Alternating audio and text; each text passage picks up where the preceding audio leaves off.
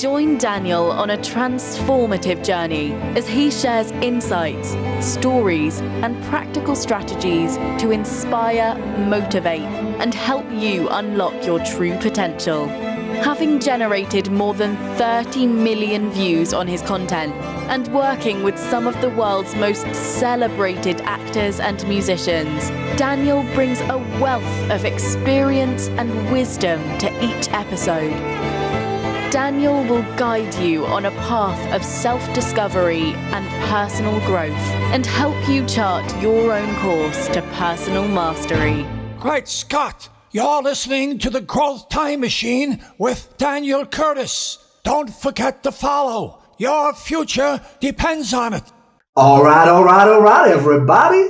Welcome to the Growth Time Machine, and this the second episode titled Groundhog Day. This is one of my favorite films. And one of my main kind of goals for this podcast series is to waltz, whisk, whirl, twirl you into the world of motion picture and use some of my favorite films as the kind of medium to share with you some concepts and philosophies that I have found personally incredibly useful. And I hope they do the same for you. Well, let's make a start. According to Harold Ramis was in Ghostbusters, an incredible actor, but he was actually the director on Groundhog Day. He initially said the original kind of concept was for Phil Connors to be in a time loop for 10,000 years. Later, he felt that was more like 10 years. But either way, 10 years stuck in a time loop on a day repeat over and over and over again. I think, one of the most wonderful things about that movie is the way that Phil changes. And that's kind of what we're going to talk about as we kind of go through here. The movie, perhaps quite surprisingly, was not shot in Punxsutawney, Pennsylvania, where the actual Groundhog Day Festival is held, but in a place called Woodstock in Illinois. This is very close to Bill Murray's hometown. Since the actual real Groundhog Day Festival doesn't take place in a town square, it's actually kind of on the outskirts of Punxsutawney, Harold Ramis didn't feel that the setting kind of allowed him to shoot the film in the way that he wanted. And he wanted very much a town square. And he also wanted that town square to kind of be linked to other places where the movie would shoot. You remember some of the famous scenes where Phil keeps stepping into a puddle, for example. That was all shot in Woodstock, Illinois. And actually, if you look behind, at one point you can actually see the word Woodstock on one of the shops. So yeah, I think one of the funniest things about this film, though, well, probably not funny for Bill Murray, was the fact that he was bitten twice by the groundhog while shooting this movie. I wonder if this is the only time in motion picture history where a lead actor has been bitten by, well, essentially a co-star and ended up going to hospital and receiving rabies shots. I mean, if that's happened before, shoot us a message. Please let me know. I would love to hear from you. I'd love to hear from you. I really, really would. I love movie trivia. Movie trivia is one of my absolute favorite things. Excuse the odd laptop sound. I'm using it here to kind of guide me through the content, so I actually make some kind of sense. And keep on track rather than just kind of talking at you for an ongoing amount of time, a bit like Groundhog Day. When faced with his plight, Phil ventures down the path of self-destruction, commits robbery, suicide, and even steals that groundhog. To win the affection, though, of Rita, the film's love interest, he decides to learn everything there is to know about her. The aim of that, though, is essentially to seduce her.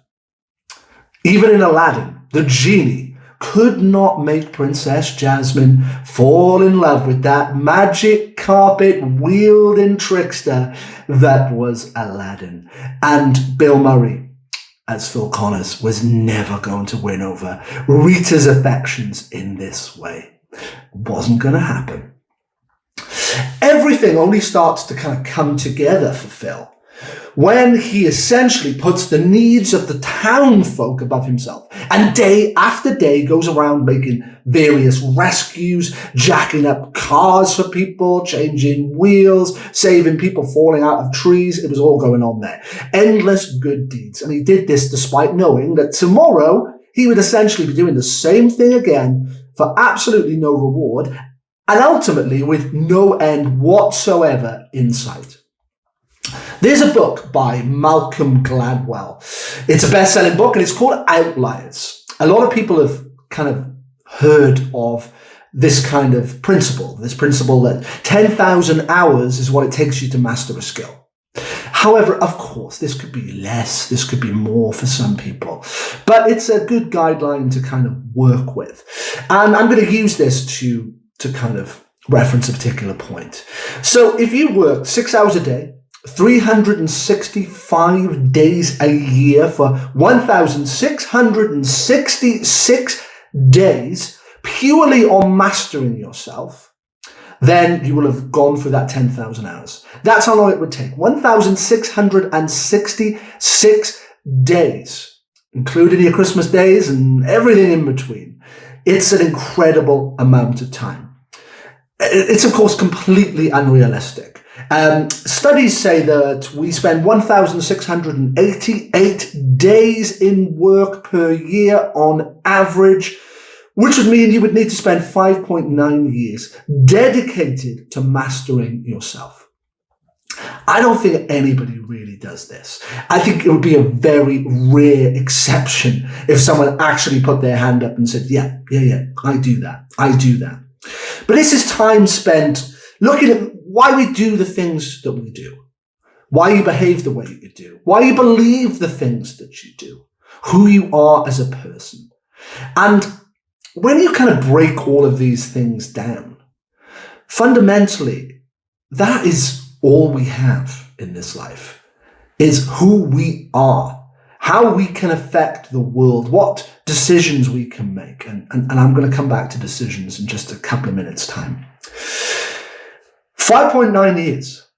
But all of us at some point have worked for the man. We've worked somewhere, probably in enduring, mind-numbing boredom, working for an employer at some point who doesn't give a monkey's about us. We're there to just do the job. That is all we're there to do, to make the system go round and round and round. And that job probably barely covers our expenses, yet we are willing to devote all of our time and energy into making someone else's dream come true.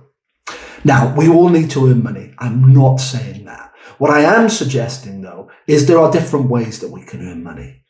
And being stuck in a job that demeans us, demoralizes us, or at the very minimum, is a big distraction from our purpose, for me, is a fundamental issue. One of the kind of things that I love most about Groundhog Day, and it's an incredibly iconic movie, is that Phil has to change not just a little bit, completely, to win over the affections of Rita. He learns to speak fluent French. He learns to ice sculpt. He learns to play the piano. And I think, one of the things that Phil kind of does really well is this. Ultimately, he makes this conscious change. He decides that despite the ongoing repetitiveness, that actually, he's going to make those rescues, whatever happens, because that's the right thing to do. Knowledge becomes his superpower. The knowledge of knowing what's going to happen in the movie Punxsutawney on that particular day. And he can use his time for the very, very, very best, essentially, effect that it can possibly have on the town itself, for selfless purposes. And what is perceived by Phil kind of throughout the movie as a curse, actually it ends up giving Phil Connors everything he ever wanted, which is Rita, respect, self-fulfillment, so much. And actually, in the end of that movie, he says, let's live here to Rita. And you kind of think, yeah. And if you've seen the movie, how much he hated Punxsutawney at the start of the movie, and spending all of that time there, this has essentially become home. Now, everything happens for a reason is a fascinating concept that I would love to delve into at some point, but that's a black hole that I don't think is right to jump into right now. But I believe every day we make thousands of decisions that not only affect our lives, but affect the lives of others. In my opinion, our real superpower on this earth is our decision making. And with every single decision that we make on a daily basis, we have the choice. We have the choice to make this world a better place or a worse place. And I beg of you to think about your decisions and how they not only affect you, but somebody else. It's an incredible burden to hold when you look at decision making that way. That with all of these kind of flippant decisions that we make constantly day by day, if we start thinking about each of them, and is this the right thing to do, not only for this moment in time, but for somebody else, for my future, make your decisions mean something. Put your fate in your hands. Take the fate out of somebody else's hands. Do everything that you can do to get closer to who you are, the person that you are inside of you. Deep down, perhaps. Perhaps you've ventured away from that person you want to be. But inside of you, it's still there. It's still burning. Those desires, those passions, that purpose, your why. It's all there. It's all there. And now it's time to make those decisions that benefit you, that move you closer to your goals and your dreams. Such is our need for certainty in life, that our life can become like Groundhog Day. The need for certainty is actually one of the 6 human needs. Tony Robbins talks about this, and it's a real game changer for me. And I think I'll do a whole podcast episode on this. But certainty is there, uncertainty, growth, contribution, recognition, and love. They are the 6 human needs. And we all need them in some kind of shape or form. But certainty is incredibly comforting. It's incredibly comforting to me. I am a person that needs certainty. I seek certainty. And I have to kick myself up the bum on a constant daily basis to get out of my own little corner in my own little room and get out there and do things which make me feel uncomfortable, because my goodness, they do make me feel uncomfortable. I could so easily just stay in the house and be quite contented. Well, I probably need a gym in here. I'd probably be quite contented then. But I could just, I suppose, kind of hide away in the world. But I have to make that decision every day not to do that. And it is a decision, and I do not give myself any choice. I just have to go and do it. But we need certainty. We long for certainty. One of the things which is true is we are not in control of this completely. According to Daniel Lieberman of Harvard University, he's an evolutionary biologist. We are kind of set up. We're made. We've been natural selection has kind of made us to do as little exercise as we need to basically preserve the energy that we have so that we can forage, go out and hunt, and essentially survive. That is the way we've been kind of essentially created. It's in our DNA. So we're constantly looking for ways to preserve energy, and going after a new goal requires mass uncertainty, and it requires more energy. There's no doubt about it. Think about driving. If you drive, it's often quite automatic after a while. You don't think about it. If you thought about every single minuscule, tiny second of every single day, your life would be completely different. Driving, becomes routine, but our lives become routine. And those big decisions and those decisions that affect other people, we just forget them. We forget how important they actually are. We need to come off autopilot and start making those decisions for ourselves. It is absolutely integral. It is essential that you put your fate back in your own hands. And it's going to take a conscious decision. That is the only way it's going to happen. I see life a bit like this. Imagine saying to a friend, okay, right, I'm going to the movies tonight. What are you going to see? Tell them the movie name. And you go, that's awful. I hate the music. It's dreadful. That acting. Don't get me started on that acting. It's awful. It's appalling. The direction. Oh my goodness. The direction. The costumes. Everything about it is just awful. But I'm going to go and see it again tonight. And what are you doing tomorrow? Oh yeah, I'm going to go see that film again. It just wouldn't happen. You wouldn't put yourself through it. You wouldn't. But in life we do. We live in these cycles, and the mundane and the demoralizing, it's so, sometimes our lives become just this block of black. And we need to get out of it. We need to get out of our own way and start realizing that if it's been done before, it can be done again. And if it hasn't been done before, there's no reason why you can't be the one who does it. You absolutely can. You absolutely can. Don't be that person going to the same film over and over again. And a film you hate. You absolutely hate. Don't listen to the naysayers. Forget them. Leave them behind.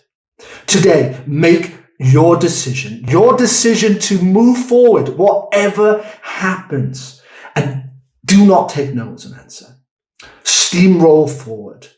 And remember, Groundhog Day, Phil Connor's changed. We can change. Anyone who says we cannot change is not telling the truth, or they do not have experience of that. You can change, but the only way to change is by not letting the past become our future.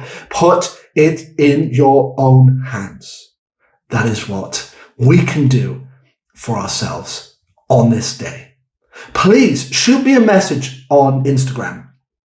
Go onto Instagram, drop into my DM, send me a message. Tell me what you'd like to hear about. Anything that I can cover. If you like this episode, please reach out. Instagram's the way forward. And I'll be back every single Tuesday. I'll be dropping a video, 5 a.m. roughly on UK time, 5 a.m. every single Tuesday. For now, this was the Growth Time Machine with me, Daniel Curtis. I hope you have a good week. Take care of yourself and go forth with the promise of possibility. Take care. Bye-bye.